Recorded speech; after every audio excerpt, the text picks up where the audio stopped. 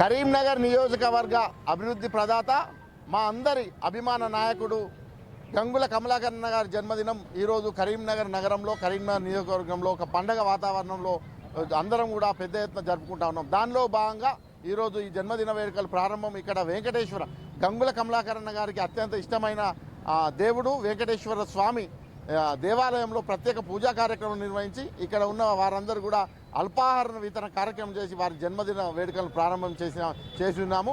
ఈరోజు సాయంత్రం వరకు కూడా నియోజకవర్గ వ్యాప్తంగా పెద్ద ఎత్తున వారి జన్మదిన వేడుకలు నిర్వహిస్తూ ఉన్నాం.